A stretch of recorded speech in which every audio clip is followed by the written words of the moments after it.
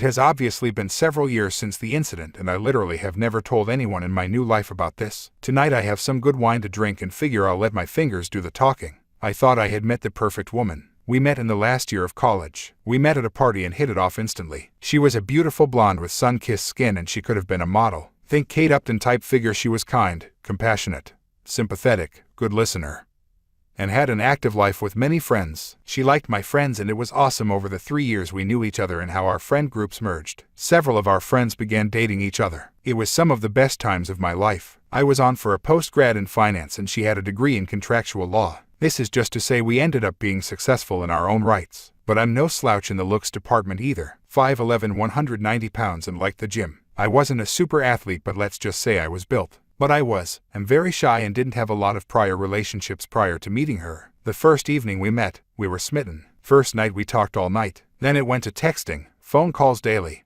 then dates weekly.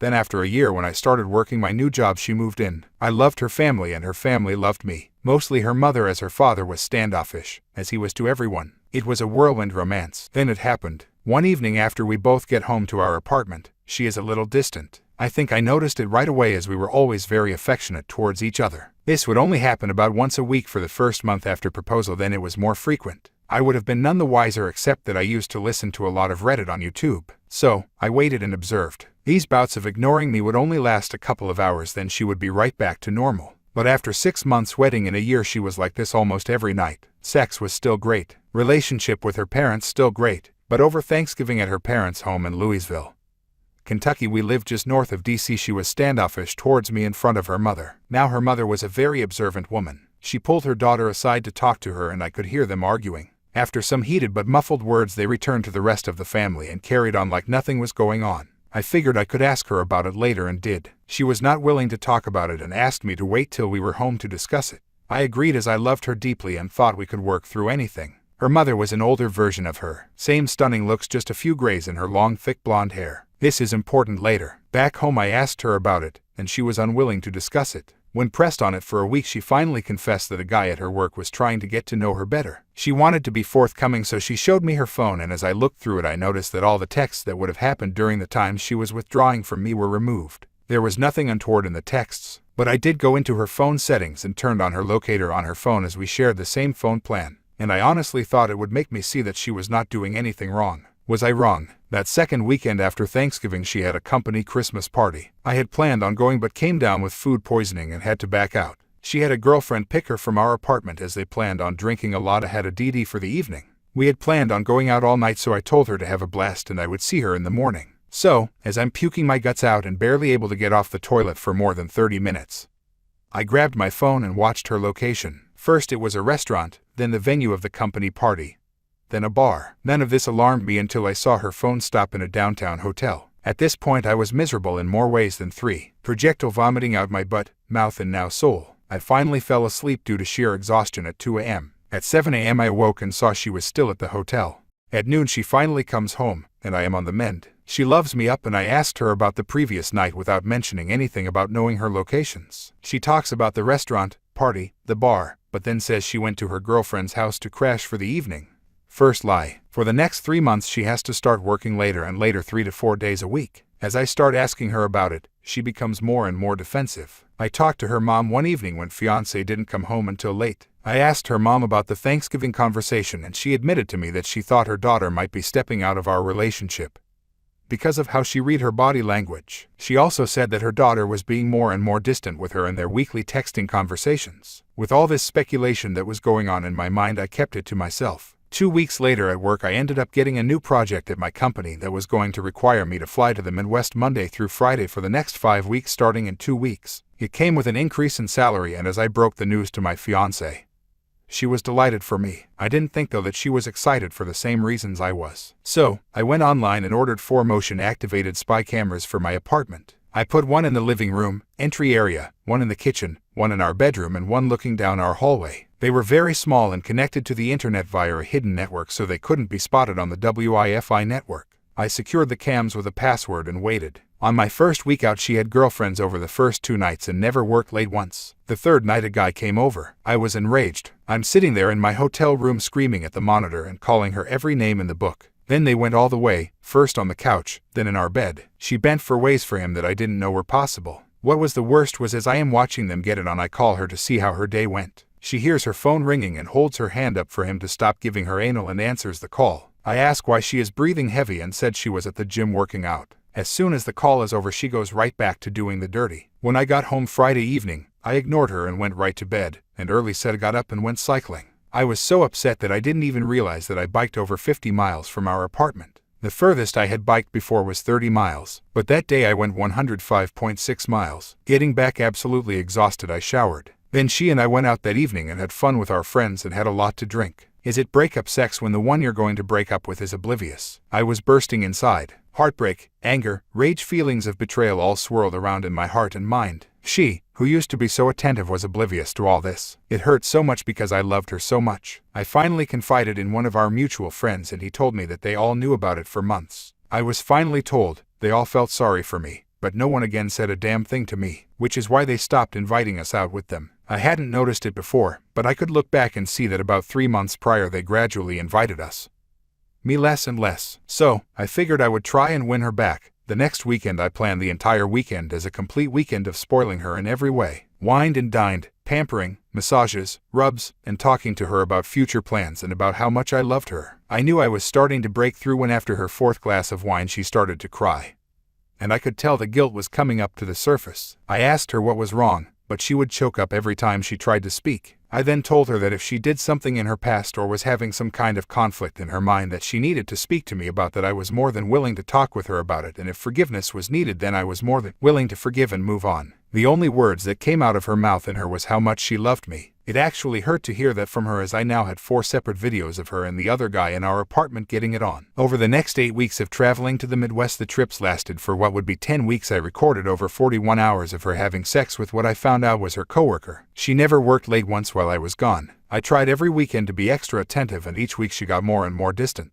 After watching this for 8 weeks I was done, so I devised a 12-step getaway plan. Gather evidence, get her out of the way in order to execute my plan. I scheduled a 2-week exclusive getaway trip for us at an all-inclusive resort, Barbados. She was ecstatic. Then a week before the trip I claimed I had to back out and told her to take a friend. I knew it was over when she showed no disappointment that I couldn't go. She scheduled coworker to go with her. Terminate our apartment lease. It would expire 3 days into her trip and I was the sole signature on the lease. Find a job in another town. The company I had been assisting in the Midwest had offered me a job with a slight increase in salary. Find a new place to live. I got an apartment in the above said location. When she is gone, perform the following. 6. Take her to the airport. Go back home and pack all her things same day. Saturday 7. Get a new phone number, phone, email. Cancel all social media. Monday 8. Separate us completely in regard to finances. Withdrew all monies from our joint accounts and then closed them. I put all her money in an envelope and packed it in her things. Monday 9. Have the movers pack all my things up and ship it west. Monday 10. Take all her things to her mother's house 600 miles away. All my fiancé's belongings fit into the back and bed of my female 250 crew cab. Tuesday through Saturday. 11. Give her mother the evidence. 12. Start my new life. I didn't want to do anything that was illegal, so I made sure that nothing of hers was missing. It was so hard to pack all her stuff nice and neatly away. I never cried so hard in my life. I have read so many times on Reddit about so saying they will never do it again when caught.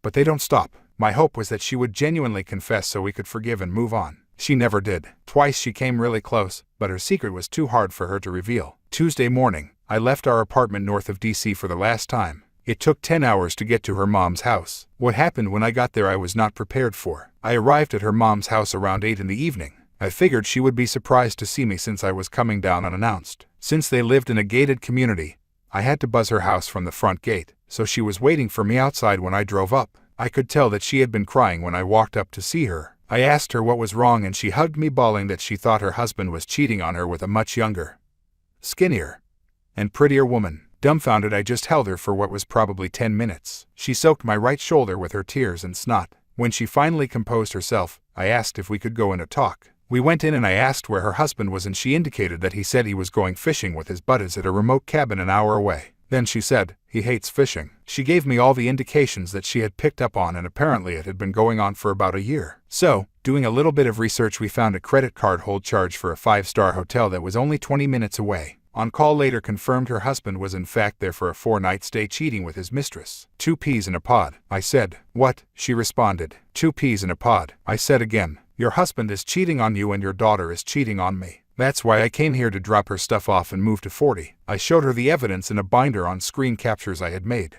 After looking at the first 3 or 4 pages, she looked at me dumbfounded. We both hugged and cried for a good 30 minutes. At that point she said stop crying and looked at me and said, well, tonight there is nothing we can do about it except for you and I to knock out these 3 bottles of Moscato and fuck in every room of the house. She grabbed 2 wine glasses and a bottle of Moscato wine and walked out to their private pool deck saying, are you coming out here or are you going to get fucking revenge? Now I won't go into much detail because I don't want to get blue balls.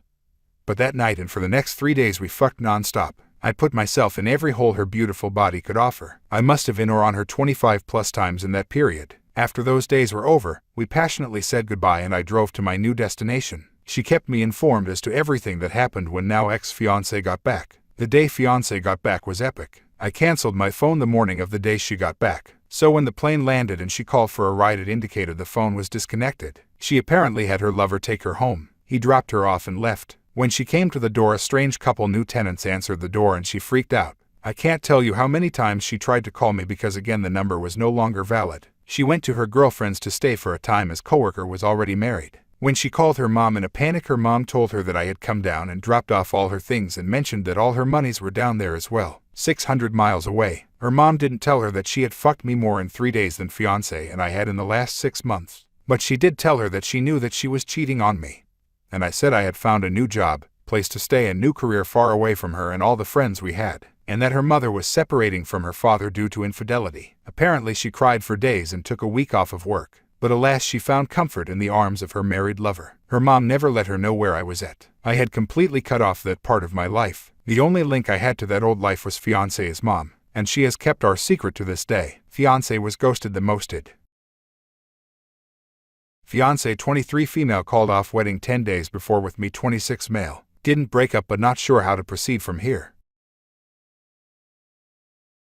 As the title says, my fiancé and I had a rough patch right before the wedding and had a talk and she called off the wedding. She had some reservations about how I haven't been the most supportive and helpful around the house, and as the wedding got closer it weighed down on her more and more. Originally when she called off the wedding she said she didn't want to work on things and that we were done. The next day we talked about things and she was open to working things out and just postponing the wedding until she was more comfortable, which I agreed was the best option. We own a house and pets together as well as having all our bill, bank accounts, and cell phone plan together, so if we did split up it would be a ton of things to take care of. Since the breakup last Wednesday night she went out with a friend over the weekend to bars and got pretty drunk Friday to Sunday. While she's out I don't bother her and I let her be with her friend and enjoy her time as I don't want to pressure her or stress her out more. Then Saturday night she was out with her friend and so was I. I got home around 11:30 and went to bed after texting her and saying I hope she was having fun.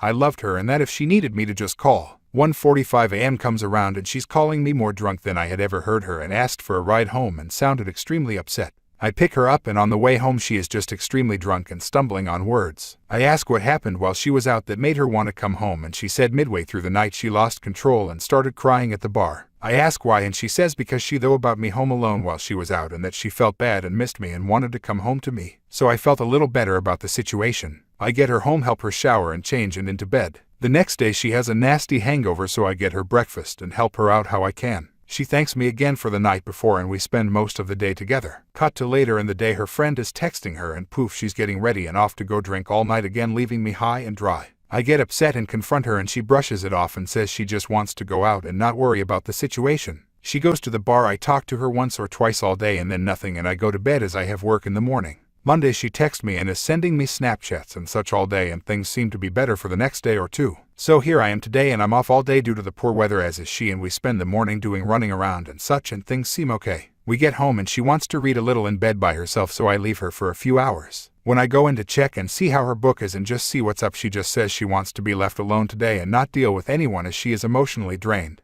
I respect her wishes, make a bath up for her and let her be. The main problem I'm having with the situation is that she won't give me any answers or anything about where the situation is going, and anytime we bring up the conversation she just brushes it off and gets extremely flustered and stressed. She is like that with everyone she's close to since the breakup and won't talk about it to anyone.